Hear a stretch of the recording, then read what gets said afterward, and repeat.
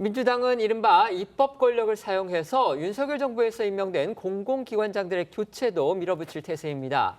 정치적 타당 여부와는 별개로 공공기관장의 임기는 법적으로 보장돼 있는 게 엄연한 현실입니다. 누구보다 나라를 운영하는 집권 세력은 그 법을 지켜야 하죠. 그런데도 민주당 이 관련 법안 개정안을 밀어붙여서 전 정부가 임명한 공공기관장들을 임기 도중에 해임할 수 있도록 하겠다는 겁니다. 이 같은 여당의 의지 그리고 방침에 대통령실도 역시 팔을 맞추는 분위기입니다. 네, 김병기 민주당 원내대표는 어제 원내대책회의에서 윤석열 정부에서 임명된 공공기관장을 겨냥해서 알박기라고 표현을 했습니다. 그러면서 이를 제거함으로써 공공기관을 정상화하겠다 이렇게 목소리를 높였는데요. 그러면서 김 원내대표는 앞서 민주당이 내놓은 법안이죠. 탄핵 등으로 대통령이 임기를 마치지 못한 경우 거기에 한해서 이 공공기관장의 임기가 남았더라도 평가를 통해 해임이 가능하도록 하는 이 공공기관 운영법 개정안을 이번 정기국회에 통과시키겠다 이렇게 강조했습니다. 들어보시겠습니다.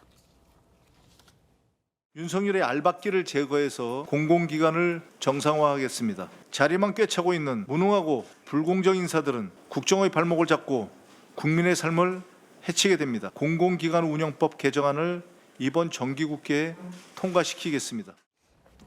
이 같은 민주당의 움직임은요, 특히 지난 광복절 기념사 논란으로 여권의 반발과 비난을 불렀던 이 김형석 독립기념관장, 그리고 여러 차례 여권과 충돌해온 이진숙 방통위원장을 집중적으로 겨냥한 것으로도 보입니다.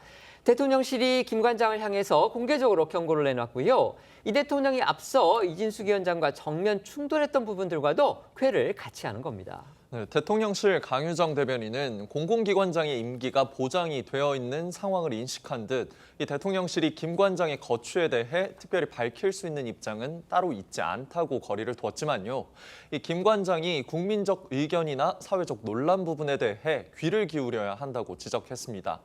또 이 대통령은 앞서 이진숙 방통위원장이 여당 의원들과 수차례 충돌하고 SNS를 통해 정치적 견해를 드러낸 점을 문제 삼으며 정면 충돌하기도 했었는데요. 결국 대통령실은 이 위원장의 국무회의 참석을 불허하는 강경 조치를 내리기도 했습니다. 대통령실은 공공기관장들의 임기가 보장돼 있기 때문에 이제 거취 문제를 직접적으로 거론하지는 않고 있습니다. 야권에서는 일련의 이 같은 움직임, 결국 이진숙 방통위원장 몰아내기 시도가 아니냐 이렇게 몰아가고 있습니다. 앞서 이진숙 방통위원장에 대해 문제를 제기했던 이 대통령과 대통령실 목소리도 한번 들어보겠습니다. 국회와의 관계에서 지금 약간의 뭐랄까 오해랄까 이런 것들이 좀 있는 것 같습니다. 임명된 권력은 선출 권력을 존중해야 합니다. 비공개 회의 내용을 개인 정치에 왜곡해 활용해서는 안 된다고 강한 어조로 질책했습니다. 다음 주 국무회의부터 현직 방통위원장은 국무회의에 배석하지 않습니다. 하지만 민주당이 저렇게 주장하는 이른바 알박기 인사 논란, 역대 정권에서 되풀이돼 왔고요. 특히 이제 민주당 정권이었던 문재인 정부에서도요, 윤석열 정부로 전환되는 과정에서 역시 이 문제가 불거진 적이 있습니다. 때문에 국민의힘에서는 이거 내로남불 아니냐 이렇게 비판합니다. 그렇습니다. 이 문재인 정부는 임기 6개월을 남긴 상황에서 이 공공기관장 59명을 무더기로 임명했는데요. 결국 윤석열 정부 출범 7개월이 넘어가도록 이 공공기관 간부직의 86%가 문재인 정부 인사로 채워지는 상황이 벌어졌습니다. 또한 이 문재인 정부 집권 초에는요, 상황이 좀 달랐는데요. 그때는 청와대가 이 전임 정부인 이 박근혜 정부 때 임명된 이 공공기관장들에게 사퇴를 강요한 의혹이 제기됐고요.